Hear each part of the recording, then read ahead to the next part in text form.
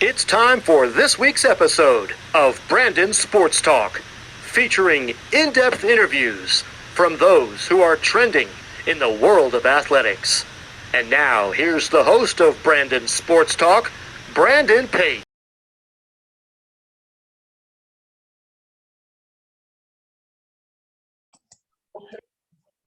Welcome back to Brandon Sports Talk. In today's episode, I have the privilege to interview the Switzerland women's national head coach, Nora Boerger. How are you doing today? I'm doing well, Brandon. How are you? I'm doing wonderful. Can you talk about how you knew that you wanted to work in professional sports coaching? That's such an interesting question. I don't know if necessarily I wanted to. It's just something that kind of happened. So with Switzerland, I had a previous boss that I worked for at a university in the US, applied to be their head coach, got the job. And I only worked for her for about a year. I was in North Carolina coaching at that time. And she called me up and was like, hey, I'm going to be the new head coach of the women's national team in Switzerland. Do you want to be my assistant? And I was like, yeah, like such a cool experience. So that's kind of how it came about. It just kind of just fell into my lap a little bit. How was that like, obviously becoming first the assistant coach at Switzerland? It was very cool. You didn't know what to expect. The plane ride over is about 7-8 hours. And I knew flying over, you fly into the future. So there's 6 hours ahead of us. So we leave here in the evening, we land there the next day morning. And I tried to sleep knowing that it was going to be like a jam-packed time there, just getting to meet everybody, putting on trainings. But I couldn't sleep. I was so excited. I was a little nervous. I didn't know what to expect. So my first day there, I was kind of crushed. I think I had jet lag. My belly was a little upset. I was just, my internal clock was totally off. But yeah, it was just, I didn't know what to expect. You go over there, but the people were great. The local coaches that are there, the players that are there trying out, it was just such a warming experience from the first day. Of course, what was that feeling like of obviously your internal clock switching over to the Switzerland time? At first, it was like, I should check in with my family and let them know I made it. And I was like, no, wait, it's too early in the morning to call them. So you're constantly kind of thinking, hey, 6 hours. Let my people know I'm good and I'm safe and my experience is positive. But after that first day, you have your full day, you go to bed, you wake up the next morning, and then you're kind of used to it again. The sun rises, you wake up and you have your morning routines and stuff. So for me, it only took about 24 hours to really get used to it. What was that like, obviously becoming the assistant coach, and what were some of your roles as the assistant coach? My roles included, but weren't limited to, being the defensive coordinator and the goalie coach. That was just kind of like my thing that I led. And then obviously assisting our head coach with anything else, practice planning, when we had tryouts, obviously giving my feedback for tryouts and anything else that kind of came with it, gear, getting ready for a tournament, what tournaments to sign up for, stuff like that. How was that like, obviously, during your time as the assistant coach working with goalies? It's great. Being a goalie, I was not a lacrosse goalie. I was a soccer goalie back in the day. So I kind of get it as far as like the mentality and needing to execute a certain way and kind of having control of the game. You can make game-winning saves to help your team, and there's a little bit of pressure with that, but it's also a really cool opportunity. So I don't know. I think working with them, it's just obviously a huge, important position on the field. But I don't know. It's just empowering them, trying to give them confidence, giving them obviously drills and skill development and all that stuff. But I think working with goalies is such a unique, cool experience. What was that feeling like, obviously becoming the assistant coach and then quickly becoming the head coach for the Switzerland national team? It was exciting. The local coaches came up to me and kind of pitched it. I think they wanted to test the water, see how I feel about it first. And I thought, yeah, what a great opportunity to kind of help take over a program, help lead it in a direction that I kind of come from my thoughts and my experiences. So I was like, yeah, I was totally on board as soon as they asked me about it. And here we are. It officially happened in 2020, I believe, after our European Championships in 2019. And here we are today in 22. Of course, what was that feeling like in the European Championships in 2019? Super cool, Brandon. We were in Netanya, Israel. Have you ever been to Israel? No. Yes, super cool. I hadn't either. And just going to a country such as Israel with all the history that it has, and being able to go and compete and play lacrosse. And it was my first international big tournament. So not only being in a country and learning their culture and doing a bunch of cool things. When we were there, we toured Tel Aviv, we toured Jerusalem, which was really cool. But also the opportunity to meet players from other countries, coaches from other countries. It was just such a awesome experience. Of course, what is it like, obviously, building the team as the head coach? It's good. It's really cool to have the opportunity to kind of instill your own things as far as like thoughts and direction and where we want to go and kind of setting that pathway. It's a really cool experience, but it's not the easiest. And not that I thought it was going to be, but you kind of get put in that seat of just ensuring that all of your coaches are on board and they agree with your vision and how you want to do things. And then, once you kind of hit at the top with the leadership, and then you go down to the players and say, okay, hey ladies, look, here's what we're thinking about doing, here's where we want to go, and you train them to that level. And obviously the hope is that they get on board and they're a part of it. The difference between college and those players is college, we recruit them in. I don't want to say they don't really have a choice, but in some instances they don't. They're part of our program. They're going to do things how we expect them to do it, our standards. And with the national team, of course we select and we have tryouts, but if they don't want to be a part of it, they don't have to be.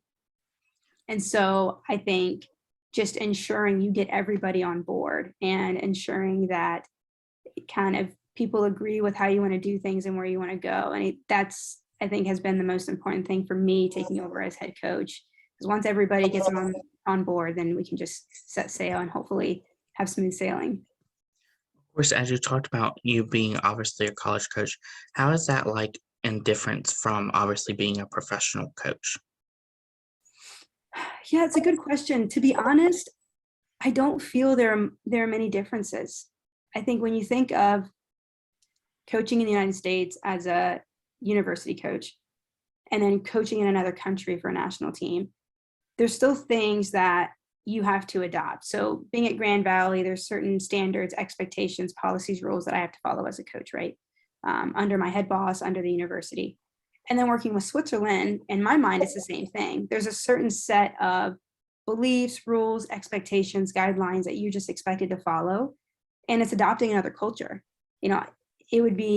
It's just so important for me and my staff to go in there and say, okay, here's how Switzerland does things. Okay, cool. We need to get on board with that.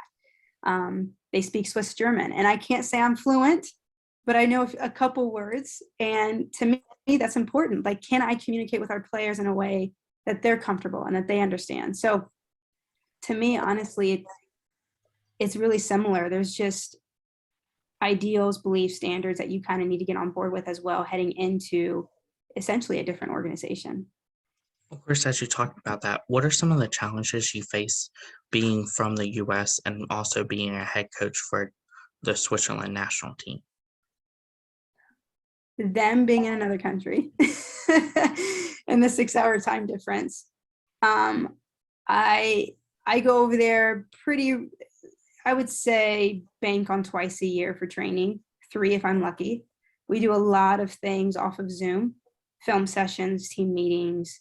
Our assistant coach does some stuff with sports psychology, one of our assistant coaches. So we have meetings for that. So obviously there's the group chat. So we interact with them a lot, but physically my presence is probably twice a year, 3 if I'm lucky. So I wish I could get over more. I wish I could do more with them physically, but just with the demands of coaching here at Grand Valley, it's a little challenging. Of course, how is that like obviously balancing being in the U.S. and obviously coaching a Switzerland national team? It's really cool. I think I've definitely taken some things that I've learned here, our culture here with American lacrosse, if you will, and how can we take some of those thoughts and ideas and implement them there in Switzerland? And then vice versa. What are some things that I've learned from them, from the country as a whole, from the organization, from the players, our staff that's there? And maybe what are some cool things from them that I can take and come back and implement here? And I definitely said that I've done both. I've taken some things and planted them there, and now we're watering them. And then the same thing, I've, taken some seeds from there and planted them here. So it's to balance the two and have different perspectives of American lacrosse versus international lacrosse. It's been such a cool experience. And I honestly, truly think it's made me a better coach. Of course, what is it like, obviously, building the coaching staff and also the team? The coaching staff, in one way, it's tricky. We have 2 local coaches there. Shout out to Mike and Megan, who are on the grounds, live, work, play, if you will, in Switzerland. And so having 2 people there on the grounds at all time is great. It's very, very helpful for us. Obviously, me, I'm based in Michigan, and our assistant coach is the head coach at Colorado Mesa University.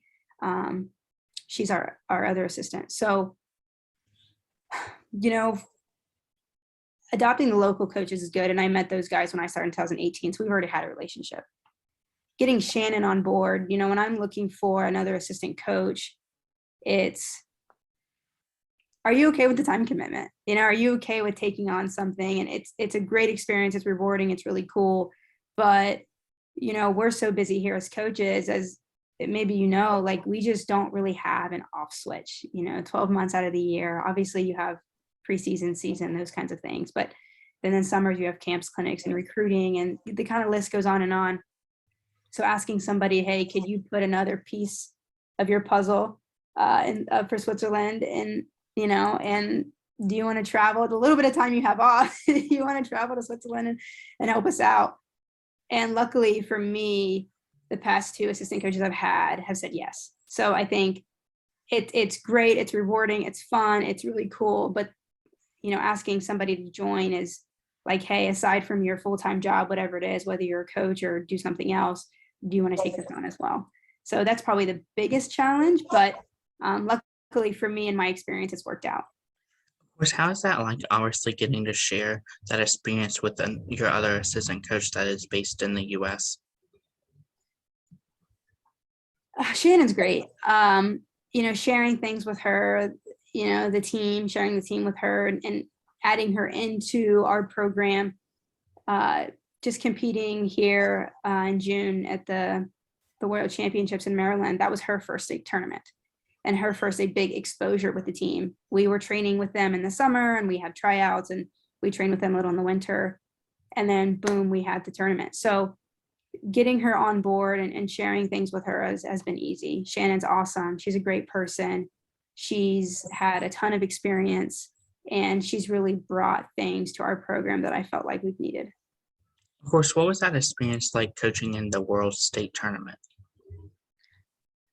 Yeah, the World Championships, again, such a cool experience. The difference between, the European Championships and the World Championships is with the World, there was, more teams and different nations, different countries.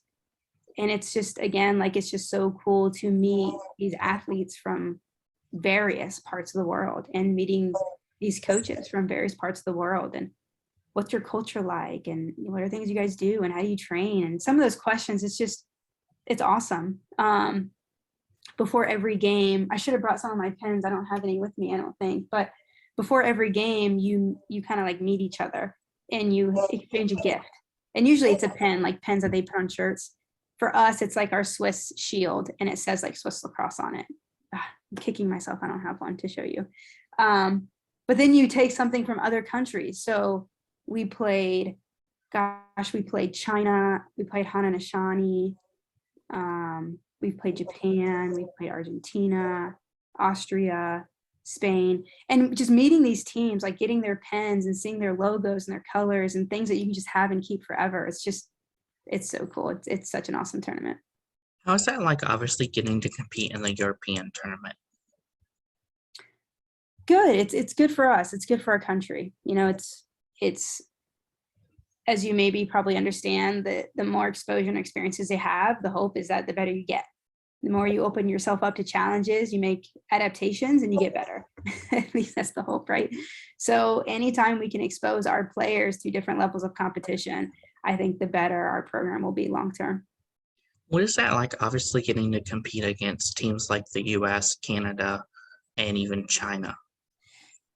Well, US and Canada, they're in a different pool than us. So we actually didn't play those guys, but we watched. We definitely watched. And watching them is awesome. I mean, some of the best athletes in the country representing US and Canada, the best Canadian athletes, and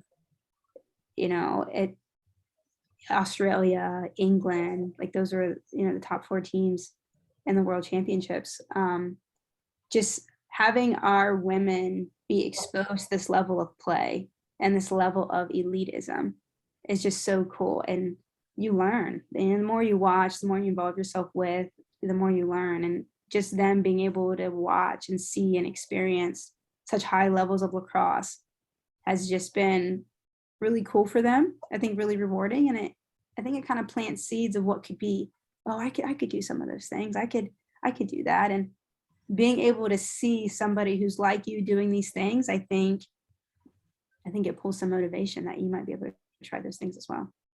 What does it mean to you to obviously become the head coach of the Switzerland national team and represent Switzerland?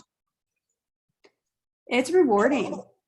It's really cool. I've got to be honest, I do not have any Swiss heritage. There's no, I don't have grandparents or parents or anything like that. Like I said earlier, it just kind of fell in my lap. But to me, going over there and being a part of this program, I wanted to be adopted by them, if you will, the same way that, I adopted the team. And I want to insert myself and not just, oh, here's this American coach who's going to teach us lacrosse, but here's this cool person, a great leader, somebody who really cares about our culture and how we do things, and somebody who we can rely on and seek guidance from, and not just someone who's going to come in here and say, hey, we're going to do this. Okay, training's over. I'm going back to the US. It was very important to me starting out to get to know our players, get to know our staff. Why do they play lacrosse? You're 35 years old. You have a career. We have players who are engineers and work in finance and education and health sciences. And it's like, why are you doing this on the side? Why are you playing lacrosse on the side? So just learning this from them. And like I said, adopting their culture and respecting their culture and who they are was just massively important to me from the get-go. Of course, how has the adjustment been, like coaching obviously 18, 19-year-olds to then coaching obviously 30, 40 people? It's different. Obviously, I mean, we could talk about maturity levels, right? They're just, in the Swiss national team, they're just at a different place of life. Some of them are married, they're in their careers. A few of them are still studying in school, but the majority of our players are adults. I think our youngest player, well, we had a couple rookies this year, but outside the rookies, our youngest player might be 28. Our oldest is 35. So they're just in a different part of life at that stage versus our players here, our Lakers, they're coming right out of high school, 18, 19, 20 years old. And don't get me wrong, our players are mature, they make great decisions, but it's just different. They haven't experienced life as long as those guys. And here they're studying for their careers. Those players in Switzerland are already in their careers. So just their thought processes and their mentality differs from our players here. How is it like obviously getting to represent US, but also getting to represent Switzerland? Yeah, how cool is that? Coaching in 2 different countries, I guess you could say, right? I never thought that this would be something that I would be doing at this stage in my career. Being able to coach here at Grand Valley State, obviously a US-based institution, and then being the head coach at the Swiss women's national team. I guess it's not really something I've thought about much, but it's been awesome. And again, my goal is I want to be respectful. If it's something here in the US or for Grand Valley, great, anchor up, let's do it, What are these ideals and thoughts that we're adopting, and what are we doing with our program here? But like I said earlier, also there, it's just, how can I help? And it's not about me, it's about you guys. And what are our goals? How can I help? And, let's do this together. So I don't know. I guess working in both worlds, if you will, my biggest thing is I want to help. I want to be of assistance. Let's get better. But also, what's the culture like? What's the team like? Let's build relationships with these people. Can you talk about, of course, the culture that you felt as a head coach for Switzerland National? Yeah. Gosh, I don't think there's a word necessarily or a phrase to kind of explain everything, but I would say for us, what we've learned and what we continue to learn is that we train to play a specific way. We have a style. What we do on offense, what we do on defense, our clear and ride, our transition game. Here's what we want to do for this. Here's what we want to do for that. Shucks.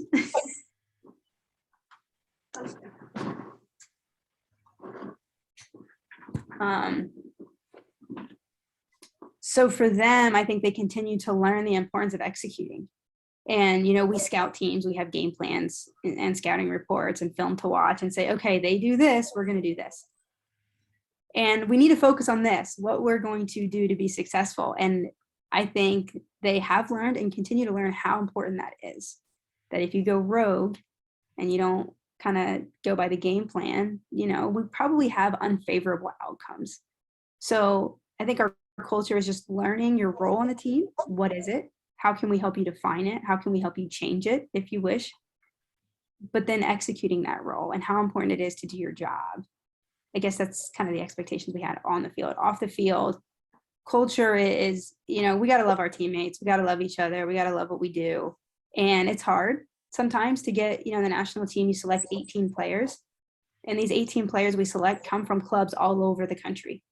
And they know each other. They play against each other. They've been training against each other. But outside of lacrosse, they live in different areas and they do different things. And how can we get such a diverse group of 18 people together and fight for one goal? So for us, it's let's have barbecues after practice.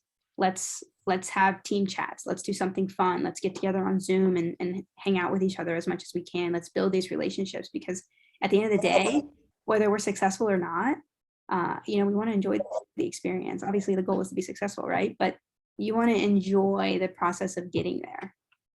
Of course, when it comes to the scouting, how is obviously scouting, let's say, a college team that you'll be playing different than obviously scouting, let's say, a national team? Yeah, it's really different, actually. For us, there's a certain player we're looking for us at Grand Valley.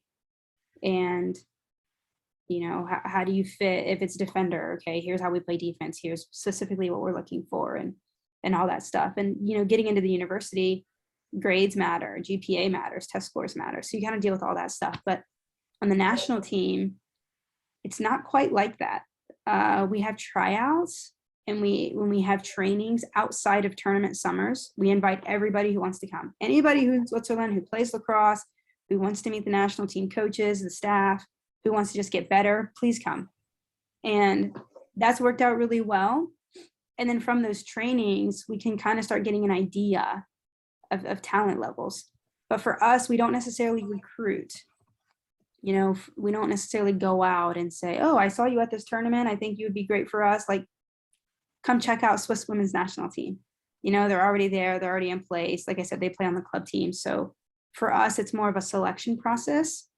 For Grand Valley, it's like recruit selection, right? But for Swiss lacrosse, it's just more or less kind of selection. You can recruit in a sense of inviting people to practice, but we don't go out and actively search for players like we do here at Grand Valley. Of course, what is that like, obviously, getting to recruit international and domestic players for the Switzerland national team? The players that we have on our team are actually all Swiss. We are a totally Swiss team. So the difference is some countries allow more, like, I guess, dual passport holders. I don't know, like, for instance, let's take, I don't know, a team like Ireland. I have a friend who plays for Ireland. They will have like American Irish passports, and who they allow into the team and stuff. But for Switzerland, they want those players to be, so Ireland will take players from the United States, obviously, right, to join their team to help them compete, stuff like that. For us, the Swiss Federation wants players on the team who actually live, work, and play in Switzerland. So we have had Swiss Americans reach out to us to join the team. And we say, yeah, great, but move to Switzerland, play in the Swiss league for 2 years, and then you're eligible to try out for the national team. And we've had one American take us up on that so far. Christy Grovum, great kid. She's from California. Her mom's side of the family is Swiss. And, she would spend her summers growing up, going back, visiting grandma, grandpa, stuff like that. But she's been living in the United States and went to school at a school in Maryland. And where she was like, hey, I have heritage, I'm interested, kind of what's this all about? And we were like, yeah, here's the story, here's what it is. If you want to play for us, great, move to Switzerland and join our league and you'll be eligible. And she was like, okay. And so she did. She moved to Switzerland. She's played for the Zurich club team and she's fulfilled kind of what we're looking for. And again, we want Swiss players representing the Swiss women's national team.